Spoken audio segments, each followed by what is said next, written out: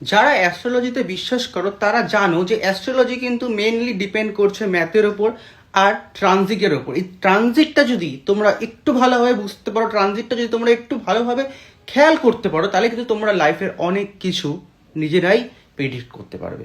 তো last 15 March থেকে তোমরা লক্ষ্য করে যাদের মেষ রাশি, মেষ লগ্ন আর সিংহ রাশি, সিংহ লগ্ন, তারা কিন্তু খুব সমস্যার মধ্যে দিয়ে চলছো এবং এটা চলবে এই মাসের 15 তারিখ পর্যন্ত, পুরো 1 মাস। এই 1 মাস তোমাদের যে ট্রানজিটটা হচ্ছে, তোমাদের নিজস্ব হরোস্কোপে তোমরা মিলিয়ে দেখতে পারবো, তোমরা কিন্তু প্রচণ্ড লাইফে সমস্যার মধ্যে দিয়ে চলছো। তোমাদের লাইফে বিনা কারণে ঝগড়া হচ্ছে বাড়ির কারোর সাথে, বিনা কারণে অর্থ নষ্ট হয়ে যাচ্ছে, যেখানে টাকা বিনিয়োগ করার জন্য ভাবছো সেখানে টাকাটা লস হয়ে যাচ্ছে। তাই তোমাদের কিন্তু এই একটা মাস একটু সাবধান থাকতে হবে, একটু ভাবনা চিন্তা করে চলতে হবে। সবাই ভালো থেকো এবং সবাইকে ভালো রেখো এবং একটু খেয়াল করো জিনিসগুলো।